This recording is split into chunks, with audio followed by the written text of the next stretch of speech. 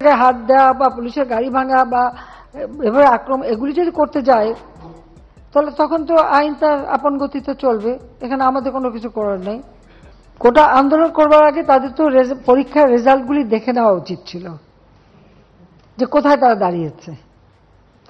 আর দ্বিতীয় কথা হচ্ছে মুক্তিযুদ্ধের বিরুদ্ধে আর মুক্তিযুদ্ধের বিরুদ্ধে এত ক্ষোভ কেন? মুক্তিযোদ্ধাদের নাতিপুতিরাও পাবে না, তাহলে কি রাজাকারের নাতিপুতিরা পাবে? সেটা আমার প্রশ্ন, দেশবাসীর কাছে প্রশ্ন। আর 24 ঘন্টার আলটিমেটাম দেওয়ার পরেও এই আন্দোলনে আসার কারণ তো আমি বললামই, প্রধানমন্ত্রীর বক্তব্য, এবং আসলে সবাই অনেক ক্ষিপ্ত, সবাই অনেক আহত, যে কারণে তারা কোনোরকম পূর্ব পরিকল্পনা ছাড়াই একত্রিত হয়ে চলে এসেছে এখানে। পরবর্তী কি বা কতক্ষণে আন্দোলন চলবে এটার কোনো পূর্ব পরিকল্পনা ছিল না, চলতে থাকবে যতক্ষণ না পর্যন্ত আমরা পরবর্তী কোনো নির্দেশনা পাচ্ছি সমন্বয়কদের কাছ থেকে বা রাষ্ট্র থেকে আমাদেরকে কিছু বলা হচ্ছে এই উস্কানিমূলক বক্তব্যের জন্য।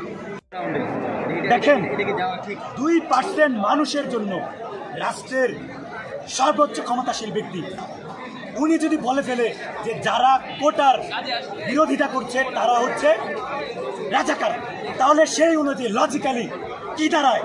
2% মানুষ হচ্ছে মুক্তিযোদ্ধা আর আমরা 98% মানুষ হচ্ছি রাজাকার। এটা কি বলতে পারেন? আপনি এতটা বায়াসড কিভাবে হন? 98% মানুষের ভোটে আপনি আজকে এইখানে এসেছেন আর আপনি আমাদের সবাইকে রাজাকার বানিয়ে দিলেন।